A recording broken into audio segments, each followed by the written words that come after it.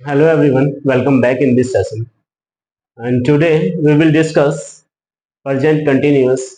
But उससे पहले हमने कल जो present indefinite पढ़ा है उसके कुछ पॉइंट्स अभी रह बचे हुए थे, तो मैं आपको बताता हूँ। वैसे ये एडिशनल पॉइंट है, तो ध्यान से देखिएगा। कुछ वर्ब हमेशा present indefinite में प्रयोग होते हैं, जिनका हम किसी और में प्रयोग करेंगे तो उनका कुछ मतलब चेंज हो जाता है, उनका सेंस। जैसे feel, smell, love, hate, adore, know, understand, taste, think, appear, trust, like, dislike, see, etcetera. ये ऐसे वर्ड हैं जिनका यूज हम प्रेजेंट इंडेफिनिट में ही करते हैं। जैसे अगर बात करें कि एग्जाम्पल की, अगर आप लिखते हैं फूल महक रहे हैं, फूल महक रहे हैं और आपने कर दिया फ्लावर्स आर स्मेलिंग स्वीट, ठीक है, तो इसका मतलब क्या हो जाएगा? आपका जो सेंटेंस है ये रॉन्ग हो जाएगा। अब ये रॉन्ग क्यों हुआ है? क्योंकि फूल महक रहे हैं और स्मेल का यूज हम कंटिन्यूअस में, इसी सेंटेंस को हम कंटिन्यूअस में नहीं बना सकते। हिंदी में बोलने के लिए सही है, लेकिन इंग्लिश में हम इसको ग्रामर के रूल के अकॉर्डिंग स्मेल को हम आईएनजी में नहीं लगा सकते हैं। तो ये क्या हो जाएगा, सही क्या हो जाएगा? Flowers smell sweet, flower smell sweet, ये राइट हो जाएगा। अगर हाँ हो जाएगा इसका, जब हम सूंघने के सेंस में अगर हम बात करें, अगर हम स्मेल का यूज सूंघने के सेंस में करें, तब क्या हो जाएगा हमारा? I am smelling this thing. मैं किसी भी चीज को सूंघ रहा हूँ, मतलब महसूस करना चाह रहा हूँ, सूंघना चाहता हूँ, तो सूंघने के सेंस में प्रेजेंट कंटिन्यूअस में इसका प्रयोग किया जाएगा और ये एकदम राइट रहेगा। समझ गए ना आप? उसके बाद देखिए, मैं तुम्हें देख रहा हूँ। अगर कोई आपको हिंदी में देखे, मैं तुम्हें देख रहा हूँ, कोई कुछ कर रहा है, मैं तुम्हें देख रहा हूँ, तो हम इसे इंग्लिश में ऐसे नहीं बोलेंगे आई एम सीइंग यू, नहीं, ऐसे बोलेंगे हम आई सी यू, मैं तुम्हें देख रहा हूँ, आई सी यू, मैं तुम्हें देख रहा हूँ। तो आई एम सीइंग यू ये क्या हो जाएगा? रॉन्ग हो जाएगा, और आई सी यू एकदम राइट हो जाएगा। ठीक है। और सीइंग का यूज कंटिन्यूअस में अगर होगा, अगर सीइंग का यूज कंटिन्यूअस में होगा, तो फिर कैसे होगा? उसका उसका मतलब हो जाएगा मिलना। उसका मतलब क्या हो जाएगा? मिलना हो जाएगा। फॉर एग्जाम्पल, मैं कल अपने दोस्त से मिल रहा हूं, तो I am seeing to my friend tomorrow, I am seeing to my friend tomorrow, यानी कि सीइंग का प्रयोग मिलने के सेंस में जाएगा, फिर देखने के सेंस में नहीं जाएगा। तो आपको ये जितनी भी वर्ब यहाँ पे लिखी है, ये आपको याद रखना है कि इनका प्रयोग हम कंटिन्यूअस में नहीं करते हैं। तो आज हम शुरू करने वाले हैं एक नेक्स्ट टॉपिक, और वो रहेगा प्रेजेंट कंटिन्यूअस। ओके, तो देखते हैं प्रेजेंट कंटिन्यूअस। प्रेजेंट कंटिन्यूअस का क्लू क्या है, कैसे हम उसको आइडेंटिफाई करेंगे in English and in Hindi? देखते हैं। रहा हूं, रही हूं, रहे हो आदि शब्द आते हैं। आप जानते हैं प्रेजेंट कंटिन्यूअस में कंटिन्यूअस का मतलब ये होता है कि कोई काम अभी कंटिन्यू है, जारी है, अभी चल रहा है, बंद नहीं हुआ है, समाप्त नहीं हुआ है।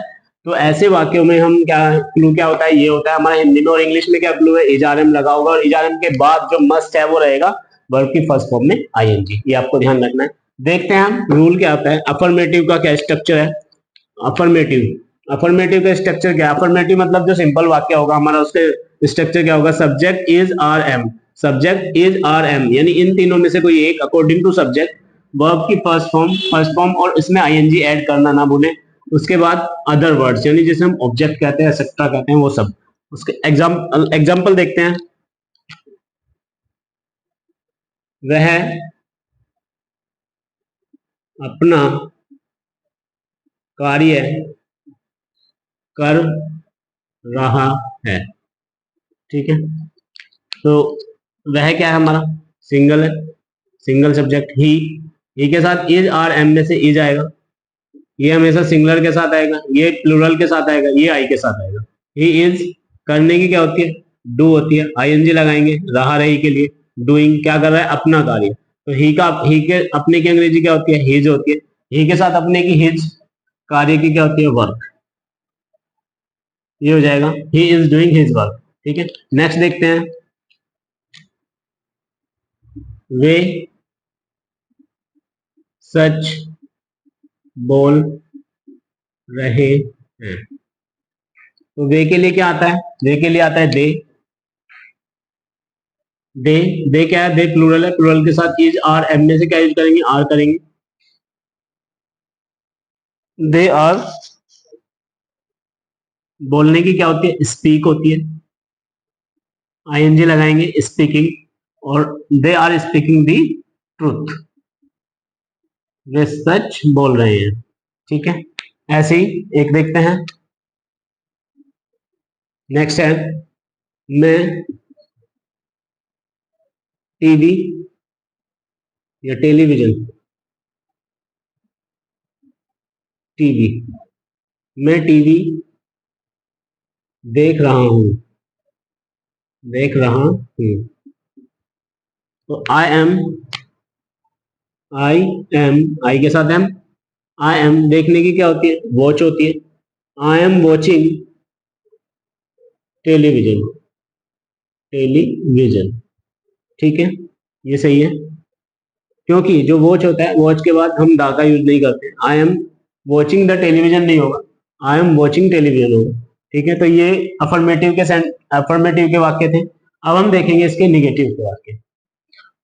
प्रेजेंट कंटिन्यूअस का निगेटिव देखेंगे और एग्जांपल देखते हैं। सबसे पहले स्ट्रक्चर क्या है, स्ट्रक्चर है हमारा सब्जेक्ट, सब्जेक्ट के बाद is are am, is are am के बाद नोट आएगा और वर्ब की फर्स्ट फॉर्म और ऑब्जेक्ट। तो हमने इसमें सिर्फ क्या ऐड किया है, अफर्मेटिव में नोट नहीं था और अभी ये नोट आ गया है। एग्जांपल देखते हैं। धोबी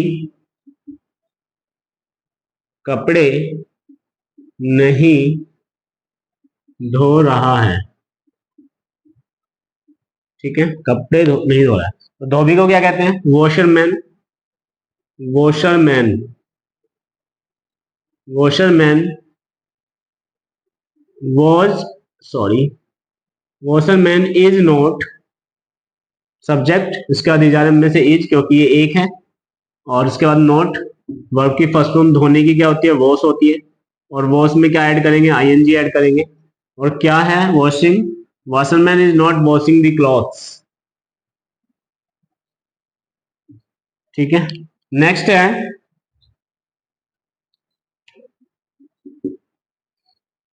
बच्चे पढ़ नहीं रहे हैं,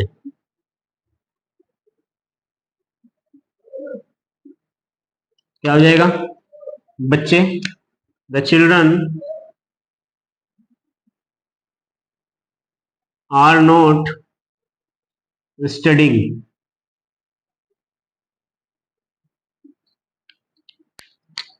बच्चे, द चिल्ड्रन, बच्चे प्लूरल है इसलिए हमने आर लिया, उसके बाद नोट नहीं के लिए, और पढ़ने की क्या होती है, स्टडिंग का यूज करते हैं। रीडिंग का भी हो जाता है लेकिन यहाँ पे हम स्टूडेंट या बच्चों की बात करते हैं तो स्टडिंग का यूज करते हैं। अगर ये सेंटेंस आई से होता तो हम एम का यूज करते हैं, जैसे I am not going to Delhi, मैं दिल्ली नहीं जा रहा हूँ। I am not reading the book, मैं किताब नहीं पढ़ रहा हूँ। I am not writing a letter, मैं पत्र नहीं लिख रहा हूँ। तो आई के साथ हमेशा एम का यूज होता है प्रेजेंट कंटिन्यूअस में। ओके, तो देखते हैं अब इसका इंट्रोगेटिव, देखते हैं इंट्रोगेटिव। और interrogative, you know very well that interrogative are two types, first and second type. First type का स्ट्रक्चर क्या है, इज आर एम स्टार्ट में रहेगा, इज आर एम रहेगा, उसके बाद subject, not, V one, ING, object. यानी अभी जैसे हमने प्रेजेंट इंडेफिनिट का देखा था फर्स्ट टाइप, उसमें डू डज स्टार्टिंग में था, और ये प्रेजेंट कंटिन्यूअस का है तो इसमें इज आर एम, यानी हेल्पिंग वर्ब से स्टार्ट होने वाले जो होते हैं वो हमारे कौन से होते हैं, फर्स्ट टाइप ऑफ इंट्रोगेटिव होते हैं। और लास्ट में क्वेश्चन मार्क जरूर होता है, इंग्लिश और हिंदी दोनों ही वाक्यों में रहेगा। सेकंड टाइप में सिर्फ क्वेश्चन वर्ड ऐड होता है, बाकी पूरा स्ट्रक्चर वहां से वहां तक सेम रहेगा, ये आपको ध्यान रखना है। एग्जाम्पल से समझते हैं, that will make some sense. Example है,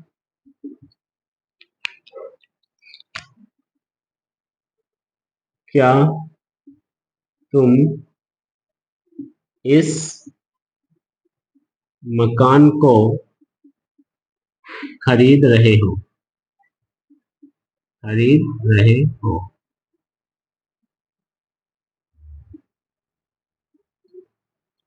तो क्या होगा, सबसे पहले इज आर एम में से अकॉर्डिंग टू सब्जेक्ट, तुम के साथ हम यूज करते हैं आर का, तो हो जाएगा क्या, आर, इसका सब्जेक्ट क्या है, यू, नॉट है इसमें, नॉट नहीं है। वर्ब की फर्स्ट फॉर्म किसकी, खरीदने की, क्या होती है बेटा, परचेज होती है, क्या होती है, परचेज, परचेज, आईएनजी लगेंगे, purchasing, are you purchasing this house, question mark, are you purchasing this house. मैंने परचेजिंग क्यों लगाया है, अब आप ये समझिए।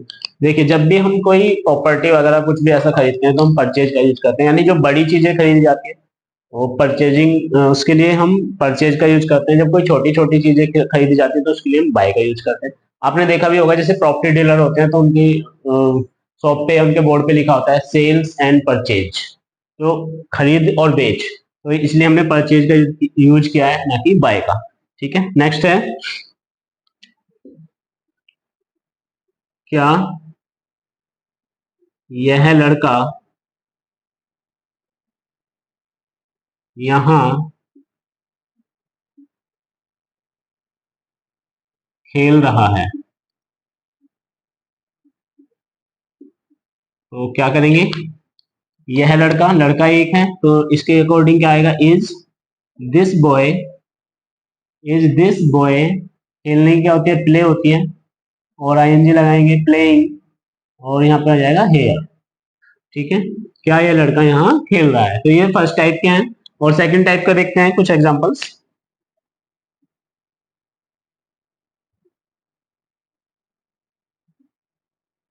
तुम मुझसे मिलने कब आ रहे हो? ठीक है, तो सबसे पहले इसमें क्वेश्चन वर्ड फाइंड करना है। क्वेश्चन वर्ड कहाँ पे है? ये रहा हमारा क्वेश्चन, कब। तो कब की अंग्रेजी क्या होती है, वैन होती है। ये क्वेश्चन वर्ड आ गया। उसके बाद इजारम में से ही कुछ आना है। तुम के साथ क्या आता है, आर आता है। उसके बाद यू, वैन आर यू। अब क्या, नोट नहीं है, और वर्ब की फर्स्ट फॉर्म, आ रहे हो। आने की क्या होती है, यानी मिलने आना। आने की क्या होती है, when are you coming, coming, when are you coming.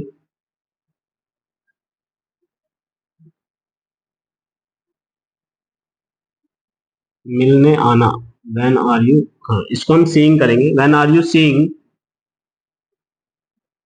When are you seeing to me. ये ऐसे हो जाएगा, वैन आर यू। मैंने बताया था सी का यूज अगर हम प्रेजेंट इंडेफिनिट में करते हैं, और सी का यूज अगर हम प्रेजेंट इंडेफिनिट में करते हैं तो हम आईएनजी नहीं लगाते हैं। और प्रेजेंट कंटिन्यूअस में अगर हम सी में आईएनजी लगाते हैं तो उसका मतलब मिलना हो जाता है, ना कि देखना हो जाता है। तो when are you seeing to me, तुम मुझसे मिलने कब आ रहे हो। एक और एग्जांपल देखते हैं।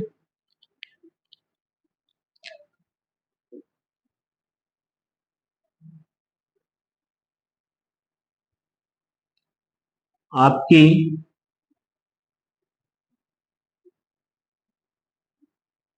जिंदगी में क्या चल रहा है?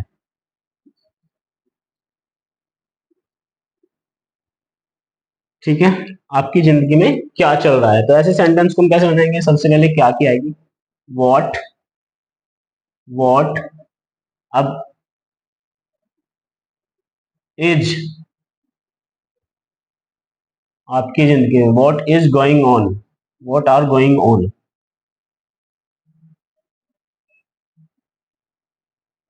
Going on in your life, in your life. देखिए ये भी, ये सेंटेंस तो बिल्कुल सेकंड टाइप इंटरोगेटिव है, लेकिन इसे हम थोड़ा सा अलग तरीके से हमने बनाया, क्योंकि यहाँ पे जो आपकी है, आपकी जिंदगी में, ये पूरा ऑब्जेक्ट है, क्या चल रहा है आपकी जिंदगी में, क्या चल रहा है, यानी यहाँ पे कोई सब्जेक्ट नहीं है। क्योंकि सब्जेक्ट क्यों नहीं है, क्योंकि किसी भी व्यक्ति का यहाँ जिक्र नहीं किया गया, सीधे सीधे बोला गया कि आपकी जिंदगी में क्या चल रहा है। तो ऐसे सेंटेंस को हमने कैसे बनाया, सबसे पहले वोट लिया, तो हमारे पास सब्जेक्ट नहीं है तो हमने हेल्पिंग वर्ब लिया, हेल्पिंग वर्ब के बाद सब्जेक्ट नहीं है तो हमने सीधा क्या करा, वर्ब को लगा दिया, और वर्ब गोइंग ऑन होता है चलने के लिए, क्या चल रहा है, तो गोइंग ऑन का यूज किया आपकी जिंदगी में, इन योर लाइफ। तो इस तरह से हमने सेंटेंस को कंप्लीट किया। उम्मीद करता हूँ ये आपको जरूर समझ आया होगा, और अगर समझ आया है तो सेशन को लाइक करें, सब्सक्राइब करें, and thank you for watching.